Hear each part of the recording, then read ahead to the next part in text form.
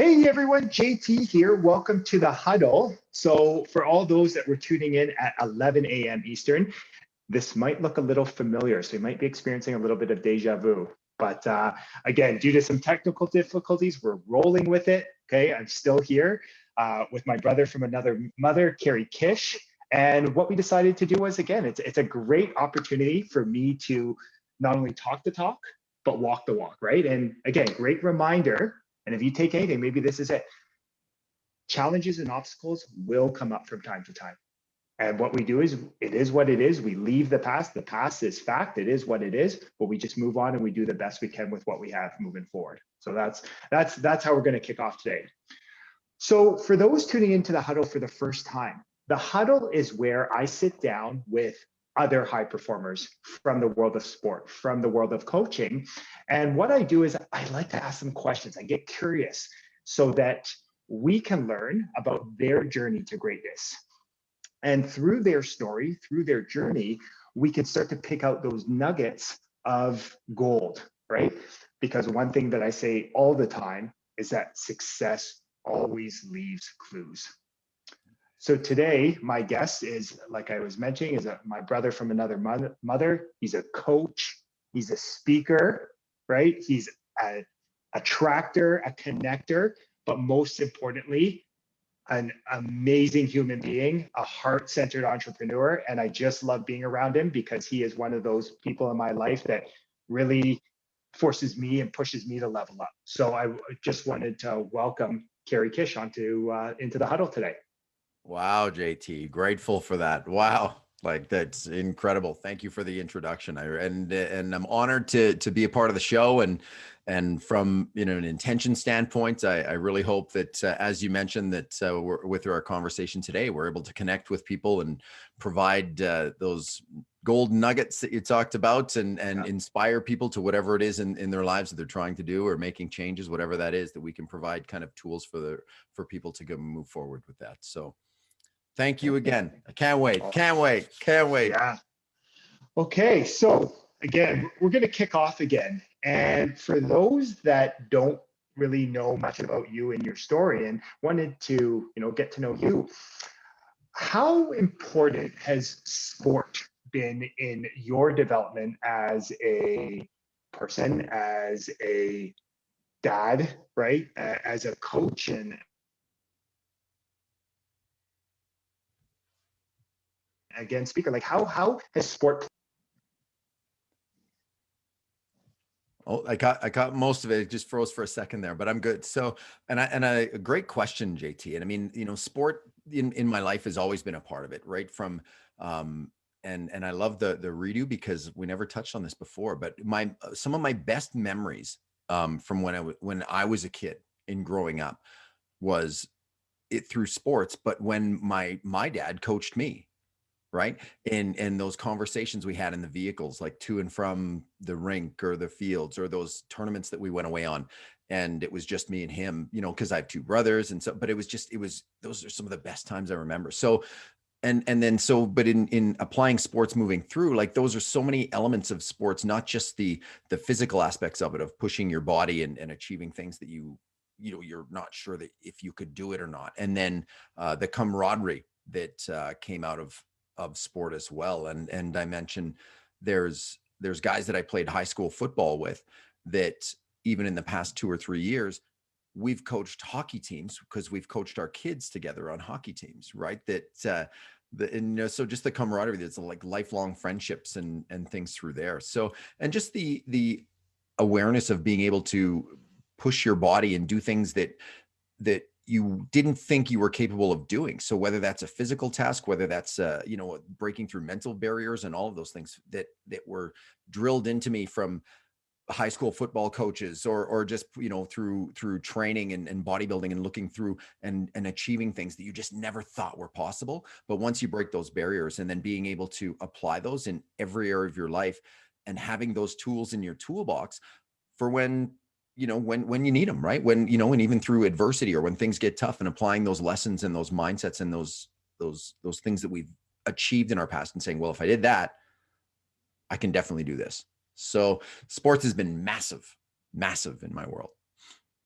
Yeah, no, it's so great, right? And it was interesting. Like, I definitely caught a couple nuggets in there, right? The importance of just connecting, right? And that is one of the power of sport, right? Is we all, humans are social beings, and we want to feel connected. And really sounds like sport has allowed you to really make lifelong friendships, right? And it's transferred over now where those lifelong friendships are, you're coming together now with your own kids and supporting your kids on their own journey. So that's great.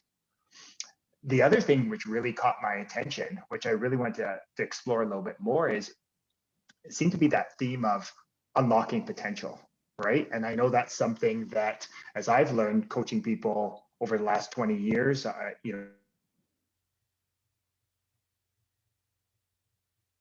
on the football field, in the classroom, unlocking potential is really where the magic starts to be. So I'd love to hear how that idea has really helped form your life into what you're doing now in terms of helping people unlock their potential and seeing what's possible. Oh, so good. So good. Yeah. I mean, and so and it's two sides of that too, right? So as someone that experienced that as a kid and through life, even up to things that I've done even in my adult career, like with applying that unlocking potential from taking those lessons to even to for example, not only in sport but I mean in continuing that, pushing your body, like in I had my natural, like I went from like in kind of in the coaching end of things, going from 256 pounds to 170 and getting my pro card in natural bodybuilding. There's not a lot of people that would think, man, like I'm going to do that, but it was just that thing of saying, you know what, I can't, something tells me I can't do that, so why wouldn't I see if I can, like, you know what I mean? Just to kind of Mm, push that. So being able to apply that and using that throughout your life. So as, as an old guy or whatever, going and doing that. All right. I think is great. And so, and then from the other aspect of it, of being able to see others unlock their potential, knowing what those moments gave me as, through my career in sporting and pushing your body and things like, and I recall even the story of, so back on the track of experiencing it, I remember being in, and it's like it's like I can, the smells and the temperature, and I can feel it right now in high school football playoffs, and it's October and there's snow on the ground, and it's like the wafting smell of Burger King, which was on the next field next to it, like in a building next to our field. So it's like going through, and it's like dark outside, and it's the end of practice, and everybody's running, and the coach is like, all right, dig deep, this is your fourth quarter, right? And it's, and and everybody's running, he's like, and now it's overtime, you got to want it. And if anybody stops, like, because coaching was different back in those days, man, that, and I know that, right? So it's like, if anybody stops, we all run again, right? And so, and just thinking to myself, like, at that exact moment when he said that, I was like, man, I was right about to walk. Like, I played the line, dude. I was like 235, 240 in high school. And so, and it was like, I was that guy where it's like, man, I really want to walk, but I don't want to be the reason everybody has to run again, or else they're all going to, get mad at me. yeah. But just knowing that at that moment, you just found it. You found a way.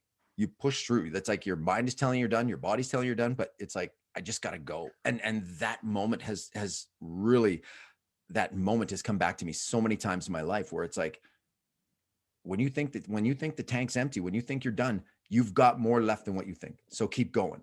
And so, I mean, applying that, and then as a coach, knowing those moments that I loved as a coach, where my dad was coaching me and things like that, and then going back to those moments that as I coach my kids in sport, and even an example of helping a kid raise a hockey puck. We're in Canada, right? That's how it goes. Yeah. So, and I coach lacrosse and hockey and soccer and all the things with my kids. So, but a kid, picture the image, and I remember the little guy just like it was yesterday. He's sitting there and he's banging the puck against the boards, and he's getting frustrated because he can't get the puck off the ice. And so, as a coach, standing in and noticing that, and we know this as an analogy with our lives, that kid has everything he needs to raise the puck, right? He has all the skills, he has the physical ability, he has the mental ability, but he's told himself that he can't, or there's something that he's not aware of that's holding him back. And so, as a coach, being able to step in and having that experience or that knowledge to say, hey, why don't you drop your shoulder a little bit? Why don't you transfer your weight a little different? Why don't you move your hand, or whatever that looks like, to give him those tools that he had them all, but he just needed a little support in bringing him out. And then he raises that puck for the first time, and that look on his face, that spark that gives him. And now he's like, man, like I can do this. And so he keeps going, and they raise it a second time, a third time. And then that confidence that transmits into every other element that he has. And even I remember in that specific practice, this kid would never turn left with crossovers. He was always turn right. And like, he was like the pizza driver's motto, like red light, turn right. Like he would always, instead of going left, he would turn right like 3 times before he would go. And so the first time that practice, he started trying his crossovers to the left instead of the right, because he would always wipe out. But he's like, man, if I can raise the puck, I could probably do this too. And just seeing that, man, like that's like seeing that light bulb go off, and that shift, that transformation, that instant, and especially that it brings confidence and power to someone to go and achieve. That's what flips my switch, man. That's what does it for me, right? As a coach for youth, but as someone even like up to things that I've done yesterday with clients and people I work with. Yeah, no, it's so good, right? Like that idea of, and that's where I know we've talked about this before. That is the power of coaches and mentors is, and what I often relate to my clients, right, is that a great coach or mentor is just someone that is maybe a few steps ahead of on the rungs of the ladder, right? Like you're climbing a ladder. And what they really help you do is they sort of help you take that 30,000 foot view. They can be objective, right? And they see all the amazing gifts and skills and talents you have. And all they help you do is they help you sort of empower you to believe in what's out there, right? To really just blow the limits off kind of these ideas we have of what is possible for ourselves. And that's why to this day, I work with a coach and mentor because they help me, like you mentioned, they help me see my blind spots, and they sort of, they're the first to give me a hug and tell me, hey, you're doing great. Or they are also the first that come from a place of love and give me that kick in the ass when they're like, you need to level up there, JT, you need to do it. So that's so good. But what I wanted to dive into a little bit more was, it seemed to be this theme of belief. And I know before we came on, you shared this amazing analogy on the power of belief that I feel will really resonate with some people. So would you be able to share that with Yeah, our audience? absolutely. And one point that you said there, I really want to like acknowledge is that that's the thing with coaching, right? Is that at no point do I claim to be an expert, or, I'm at the end of the road. I'm, here's the, I've got it all figured out. No, not at all. It's like, I put my pants on one leg at a time, just like everybody else does. Right. But the thing is, I'm climbing the ladder too. But if someone can help us out and support us, if like, I had people help me out while I was on rung 1, 2, 3, 4, 5. And so even though there's a long way for me to go, everybody that is still climbing the ladder that is going through something, or that we've got experience or insight that we can support them with, that's a coach, that's a mentor, that's someone that you can, support and get support from. But on the same time, once you've gone through that experience or you've learned it, you can now support someone else. And I think that's the whole premise of all ships rise. Like it's not about stepping on people to get higher. It's about bringing them up with you. And I think that's a huge thing that I think is a passion that obviously you share and I share as well. So Yeah. in coming back to the story about belief, I think, and it's one of the biggest, it's a shift that there's a difference between having the knowledge and believing that the knowledge is true or attainable, or the systems work or whatever that is, and believing that you can actually do it. Right. Mm-hmm. And I think it's so evident in every area across the world. So if there was no separation in that, right, of believing that it's possible, or believing that it's possible for you, if there was no separation there, then the entire world would be absolutely shredded and billionaires right now. Right? Because the information's out there, right? It's all over the place.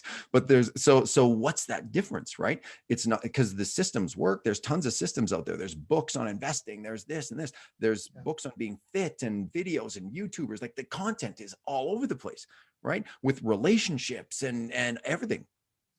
But everybody still has those challenges and struggles from someplace. And the difference in knowing where you are, and this was a big, like a shift for me that really brought, it was that light bulb moment, that aha moment was this story that I heard was so picture this, and so for everybody listening to this, I invite you to really step into this, right? Be in this frame and say, so we're all hanging out at Niagara Falls in Canada, right? We're all hanging out and there's a guy that has a tightrope stretched across the Niagara Falls. And he's going, do you think that it's possible for me to go across this tightrope and back with a wheelbarrow? And people are like, some people in the crowd are like, well, I don't know if he's going to do it or not. Like, I don't know. Like, and people are like, yeah, go do it. Right. Right. So here he goes. And this is an actual story. And I can't remember where, if you Google it or whatever, like you can kind of see it. So here's this guy gets up on the tightrope, gets his wheelbarrow, walks across, the crowd's all waiting while it happens, right? They're not sure. They're cheering him on, like kind of not sure. He gets to the other side, flips around, comes back with the wheelbarrow. He makes it. Right. So people are like, I told you he could do it. Oh yeah. Yeah. Right. So everybody's celebrating and then this and this. And then, and the guy's like, all right. So you guys that thought I could do it, do you believe that I could do it? Everyone now. Right. And I'm in the crowd too, well, I wasn't actually there, but if you vision that you're there and it's like, yeah, man, you can do it. Absolutely. You can do it. Right. And the guy goes, do you think I could do it again? And everyone's like, well, man, I just saw you do it. Of course you can. Yeah, you can do it. Yeah, you can do it. He goes, do you believe that I can do it? And they're like, yeah, everybody's cheering. And he goes, and so he points at you, the person listening right now. He points at you and he says, you believe I can do it? And you're like, yeah, of course. I just saw you do it. You bet you can do it. He goes, okay, get in. And that shift that you just felt, right? That shift is the difference between believing it's possible and believing it's possible for you, right? If you truly believe it's possible for you, you got to step outside that comfort zone. You got to put trust in it, right? And it was such a giant shift. And that's in that connection. So yeah, that's one of my favorite stories in that, how to describe that difference. Yeah. And again, such a powerful story. And I remember when you first mentioned it to me, I was like, I pictured myself there, right? Like we're standing there and going, yes, yes, yes. And really what came up for me as you were sharing that was that analogy. And one thing I often say, and probably near and dear to my heart, because the last school I was at, we were called the Lucas Vikings, was every time before we broke down to start the game was burn it down, right? Because as I've shared here, but like the Vikings, when they would go to new lands, the first thing they would do when they landed, where their leaders, they burned the boats, right? And that's where the burning desire came from.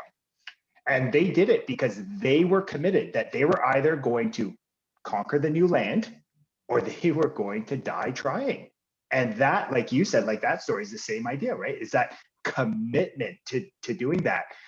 And the other thing that sort of came up for me as you were sharing that was really this idea of what are you giving your energy to, right? And the only way to win in life and to truly win, whether it's in your health, your relationships, your business, right? Your career, whatever it is, you have to only give energy to thoughts of what you want. Because as soon as you start to give energy to what you don't want, that just slows down the process. So that's what it got me is like, yeah, like, am I willing to jump in there? And the question, like, it just such a great story about just the process of going all in, right? From a sports analogy. Mm-hmm. Okay. Yeah, I love it. And that's the difference truly, JT, like, and I love so many things that you said there. I truly believe that what comes out of our mouth comes into our lives twofold. And I mean, to track that back a little bit and for any, anybody that's ever watched, been on my social media stuff or hung out with me for any amount of time knows that I say, what's on your heart ends up being on your mind, and what's on your mind comes out your mouth. What comes out your mouth, you bring in and you manifest into your life. Like it happens. And the same thing works the other way, right? So what you let in, the people you listen to, the content you read, the books you read, the TV shows you watch, the people you hang out with comes into your head, into your mind. And if you leave that in your mind long enough, that it ends up being in your heart. And that's how it goes. And that's where people, sometimes they'll believe that when people tell them they're not good enough, or they'll never do this, or they'll never do that. You hang out around those people, or you listen to that enough, and you'll believe it. And it's BS. Right. So, I love that you said that. And then a big time, like what I teach my kids, what I've always taught my, like people I coach, like athletes, and what I believe truly for myself is what you just said there, like a lot of with burning your boats, is play to win. Don't play not to lose, because then you play scared. Play to win. I'd rather go for it all and lose and fall flat on my face and fail than say that I never went after it. Yeah. Don't Yeah. half-ass it, man. Don't half-ass it. That's my gig. So Yeah. And again, such a great reminder. I had one client that said to me this week that, he really created a shift there where he's focused on what he wants. And he says, you would be amazed at how much more energy and enthusiasm I have. And I said, yeah, because you've removed an energy block, right? Like you're living half in, half out. You're just dividing your energy, like 50% capacity. So that's like, again, I feel like we could, our conversations, we could go so deep with that. But here's so you work with a lot of different people, a lot of and this idea of really helping people shift to thriving, right? Here, what advice would you have right now? Because there is a lot out there, right? And the media, right? The news, social. There's a lot of outside noise going on right now about all the things that are going wrong in the world. How do you stay in the present? Like, how do you stay so focused? Like, do you have some non-negotiables that you do on a daily basis just to keep you hyper focused so that you can have your highest levels of energy and focus every day? Like, do you do it? Like, what are your habits, your non-negotiable habits? Well, that's like 7 hours worth of stuff right there, but I'll top on a couple. But I think in touching on your original question with that intention of how do you choose what you let in and what do you let in and what do you take out, I think is being very aware of your energy and your vibe, right? And how you feel, right? Is what you're listening to, is what you're watching making you feel good, bad? Is it make you feel nervous or, anxious? Is it making you feel connected and grounded? What does it make you feel like? And truly, if there's something in my world, I say it all the time when it's like, this is a no drama zone.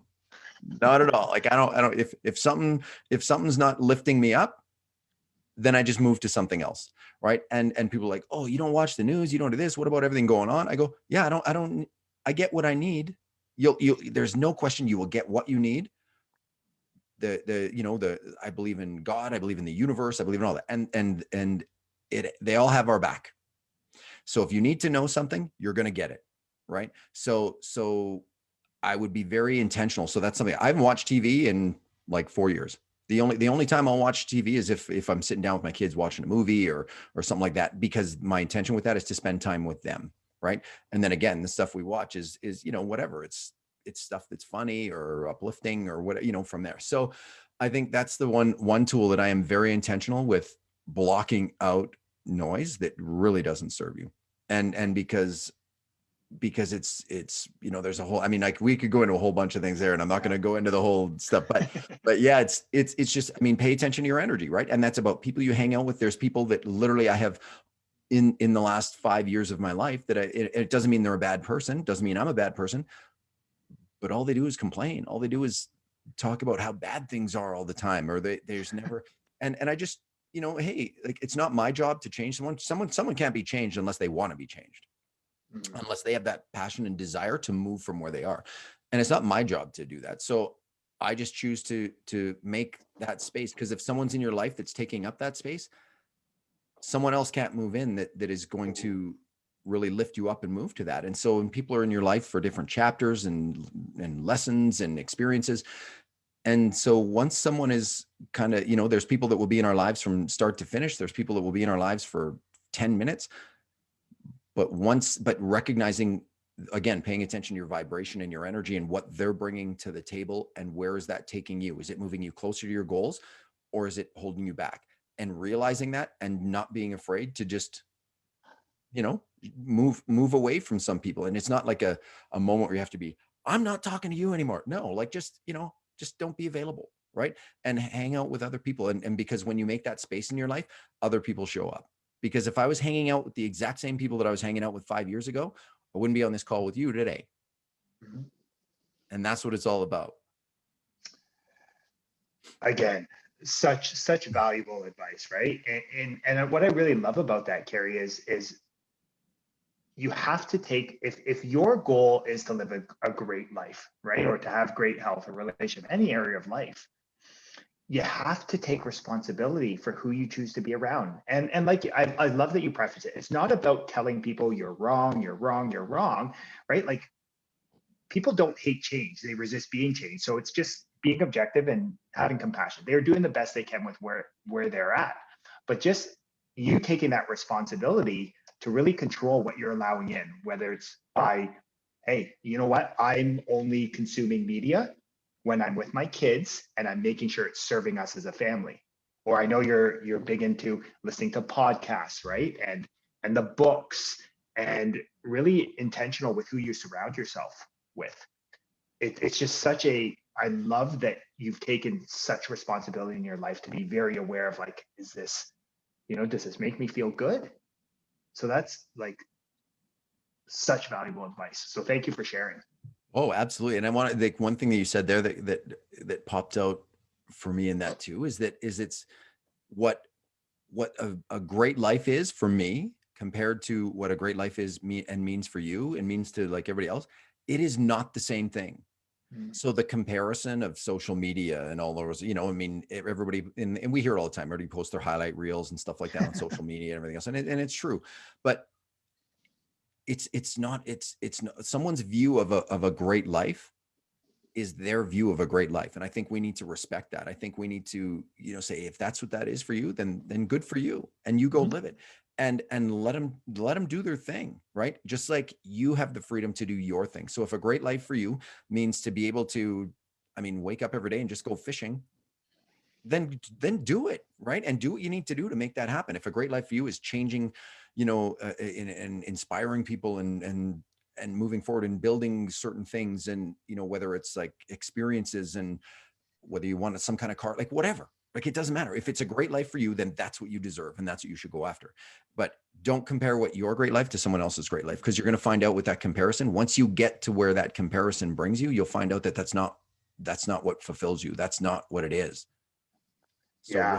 respect that energy inside of you and that vision that you have. What does, and it's seriously, sit down and have a conversation with yourself of, what does living a great life look like for me? If I was to be laying on my deathbed, knowing that it's going down right now, Mhm. and I look back, what does that mean to me? How do I want my life to be remembered? What sort of legacy do I want to leave? What does that mean to me? And start living like that right now. Again, so good. And again, it's these commonalities, right? In terms of, like you said, you attract the people into your life. And that is actually one of the, like, that's like the first thing I do with my clients is like, what do you want? Right. And like you said, like, what do you want? What do you want in your health? What do you want in your relationships? And when you really get at the core, like you said, and you truly give yourself permission to really get clear and understand who you are, that, as we both know, is that's where the beauty of life happens. That's where you show up as the best version of yourself, because you're doing what you love. And that is just an amazing feeling, right? I truly believe that there's no better feeling than waking up every day going, life is amazing, like just being grateful, right? So many people, JT, that they want that. And I think the reason why people is, especially from people I've worked with, and it's not just that, it's I'm walking it, like I lived it, Mm. is, and because I didn't, like, it for 45 years of my life, I lived with a ceiling and an expectation that those things weren't meant for me. I did well, like, you know what I mean? And it was, and I mean, with in different areas that, and in life and all the rest of it. And I was doing good. And it was like, man, I'm not, I don't have beach houses all over the world, or I don't, I mean, I'm not a billionaire and I don't have this and this, but still I'm doing a lot better than some of my friends and this and this. And I've got a comfortable life. I have some freedom to do things. And I mean, and that's a great thing. And it was, and so I would have sat in that place of comfort, in that place of almost Groundhog Day, because it was comfortable, because I didn't believe that and this came from sitting and having those conversations with yourself, from those, from those, what do you want to call them, setbacks, or that adversity, or those moments where it's like you get, you know, blindsided from something, and it's like, what the hell's going on right now? But in those moments of sitting down and having those conversations with yourself is when you really realize, and for me, that moment came when it's like, why am I not playing bigger? Like, what's the limitation? I don't have to just stay in my city or involved with what I'm doing right now. Like, think bigger. Like, what you should be doing so much more. And when I look back, those little signs, those nudges have always been there, where I've had conversations with business partners where it's like, hey, like, I love what we're doing here, but don't you get the feeling like you're meant for more, like bigger things? And truly, that's where I shifted from a very geographical location and a limitation on what I can make. And because I thought not only that I couldn't do it, but I thought I didn't deserve it. Right? Oh no, that's not for me. That's not, and realizing that it's all BS. And that is where I shifted. And truly, like, the conversations I'm having and the rooms that I'm in and the people I'm talking to and the clients that I work with, I shifted from that limited mindset and that place of like geographical whatever, to now truly my mantra, the rudder that steers my ship, is exploiting my gifts in the service of others on a global scale. And Yes. that is truly, in the past, especially, like, I'm living it and I'm walking the walk. Like, and I'm telling anyone out there that says, oh, that's not for me, or that's not, yes, make your mind up. And it is amazing how you attract things into your world, experiences, phone calls, people, coincidences, whatever you want to call it. But the universe and God has your back, and that is meant for you. And that feeling that you have of there's something more, or what if I could do this? As soon as you think that, yes, you can. It's there for you. It's meant to be there for you. And I can't push that enough, that as soon as you think that I would really like to do that, it's there. You just got to make your mind up that you can do it. Yeah. And it's so good, right? Like, what I heard from you was, it's really embracing the fact that right? And I'm saying to everyone, saying it like, I deserve to live a great life. Like, I deserve all the abundance, all the prosperity, all the riches, all the success, because that's my birthright, right? And really Oh, yeah. stepping into that. And one thing I'd love to go a little bit deeper with that is, as you shifted to that, because you and I both agree, we have these conversations about, no, and I feel like that's the beauty of our friendship, of, I would even say, our brotherhood, is that, we bring out the best in each other, right? We raise each other up. Amen to that, man. Yeah. But what you really stepping towards that and really owning it and saying, you know what? I deserve this. Like, I deserve all this abundance and prosperity and greatness and riches in my life. How has that shifted you in terms of how you're showing up for other people, whether it's for your kids, which I know you absolutely love, and your clients, and how has it impacted you as you've really embraced that idea about, I deserve to have great shit in my life? Such a great question, JT. I love it. And so, and with that, it's that shift of when we sit down and have those conversations with ourselves. And I think that and hopefully this resonates with even someone watching right now. And if it does, I mean, thumbs up or whatever in the comments, or if you're watching this 5 years from now. But it's about, why, if you think that, if you say that, why am I not doing that? Or why don't I have the dream house that I want? Or why don't I have this dream relationship I want? Why don't I have this? Or why am I not in the physical shape that I want to be in? Whatever comes right after that, right? Those is that justification, that BS story that you tell yourself. Well, I don't deserve it. I'm not good enough for it. I'm not this. But truly, when you shift from, and for me, the shift came when I went from, not from or moving from a place of, what can they do for me, or what can I get from this, right? Or, and what in this, if I'm going to show up at that place, what's it going to do for me? And when you live, because I lived in that place for a long time, and it was like, well, what can they do for me? And that lack mentality, that scarcity of like, well, I'm not going to put something into it if I'm not going to get anything out of it. And I mean, how, anybody that's in that place right now, how's that working out for you? Right. I mean, I have been there, got the t-shirt, right? It doesn't work out that great.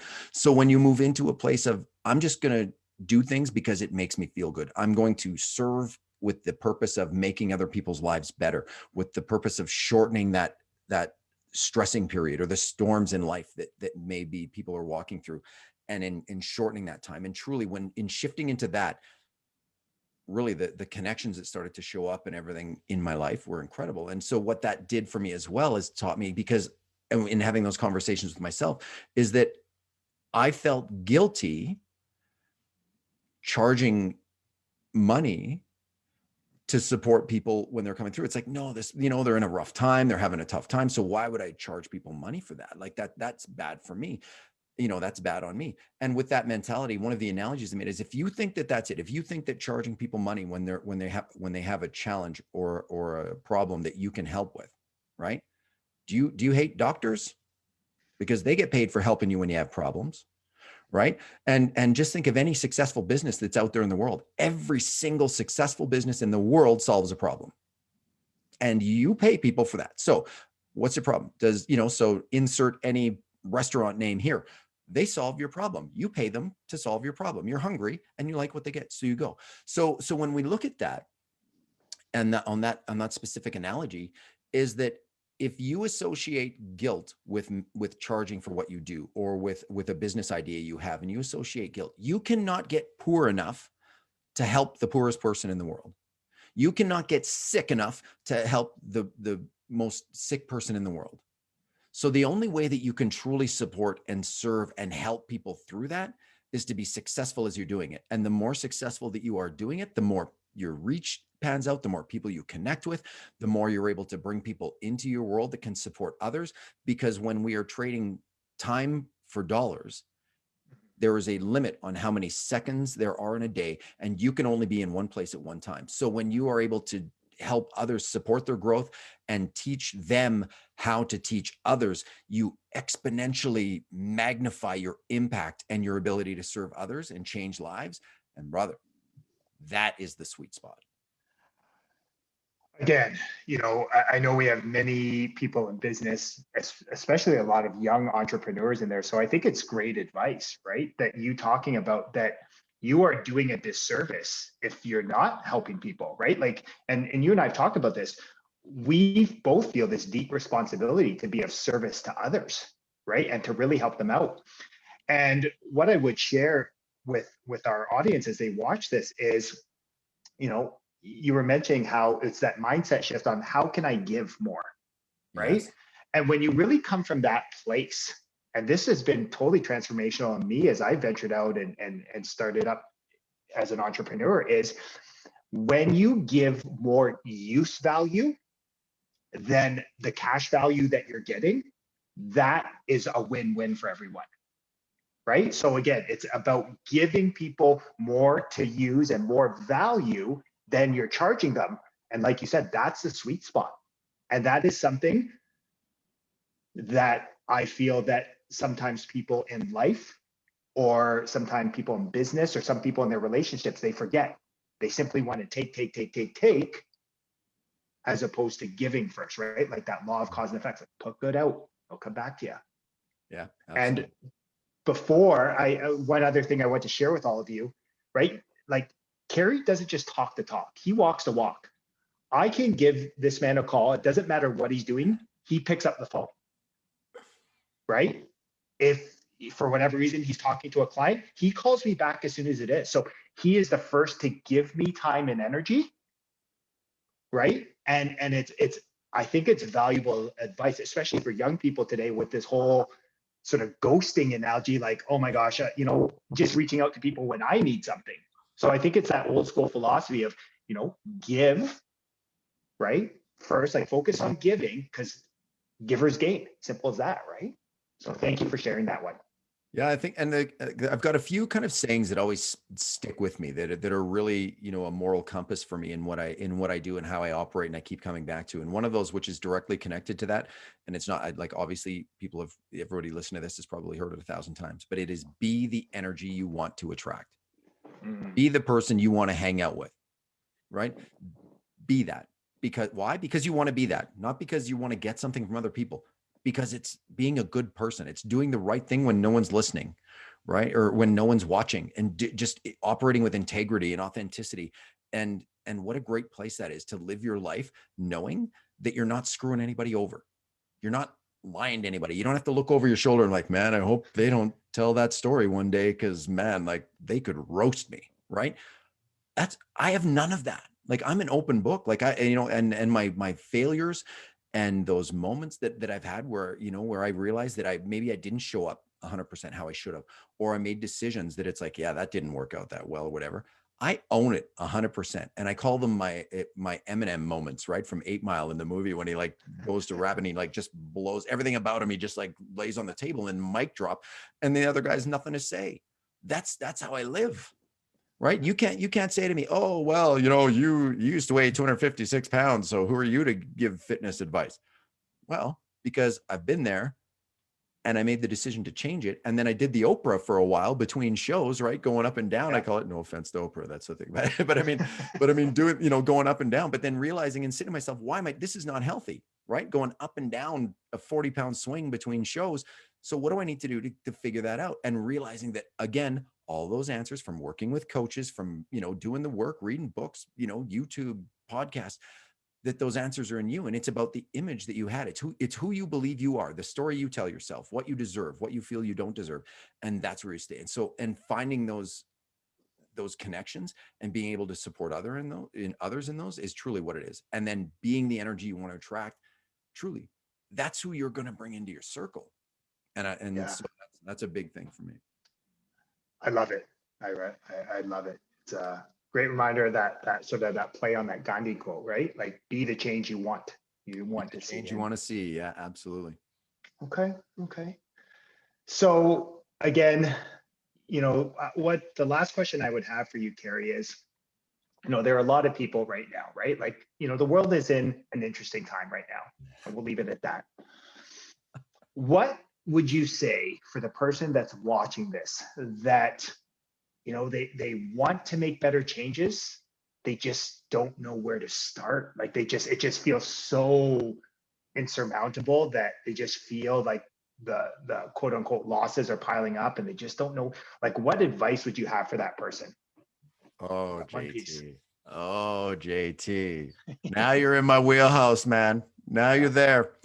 And because that's what it is. Like, is when those setbacks come, right? When those challenges, those times where you absolutely feel that you're your lowest low, and there's no use in moving forward. It's like, it's just too much. Like, I don't know what I could possibly do, right? There's nothing, whether that's a diagnosis from a doctor, whether it's that you all of a sudden, for the last how long you've been neglecting, your eating habits or your exercising habits. Now, all of a sudden you have one pair of pants that fits, or all of, or maybe it's in a relationship, right? Where you've neglected certain things, or haven't shown up, or you haven't focused on certain areas of relationships, or your career. Like, there's so many things right now, finances, like, and like you said, with the state the world's in, or maybe there's people that have done all the right things, but now their industry that they've been working in for years is now been eliminated, or their business or their career. Like, there's so much of that right now. And I'm experiencing that in one of my businesses. Like, it's crazy. And, where social gatherings are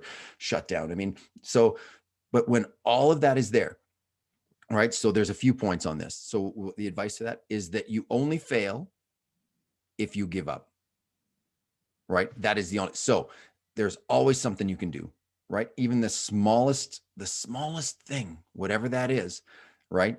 Is something, right? And I truly believe that the real victory happens is, and the beautiful thing about hitting rock bottom, when we feel we're rock bottom, because yes, I have been there, no question, right? Is that you can't go any lower, right? And then when you think you're at rock bottom and then something happens that makes you go lower, you should actually celebrate that, because that means you're one more step to the point where you're not going to get any lower. And now you can rebuild absolutely everything in your world, your health, your career, relationships, whatever that is, your mindset, with the most solid foundation that you've ever had. Because now you're not starting from zero. You have all your life experience to this point. You have that awareness that you can reach out and get help from someone, or support from someone, a coach, a friend, whatever that is, to build that up the way you want it to be, with those unlimited expectations and possibilities and unlocking your potential. And so the key to that I've found, what I work with everybody is, and it's truly how I live, is in order to be successful in any one of those areas, you must know your why. Why are you going to do it? And how does it feel? Who would you be if you were that person? What would you do if you were that person? And the smallest thing in the world is to start being that person, right? Because when you know your why and when you focus on the why, the how shows up. Right. And if you focus on the how, so many people sit back and like, I have so far to go. I have so long to do. I have so much to do. I need to know how to do it. I need to know that it's going to work out good. I need to know all these things. And it's the how. And if that was the case, think of this analogy. Is if I wanted to come see you right now in Toronto, right? That's my why.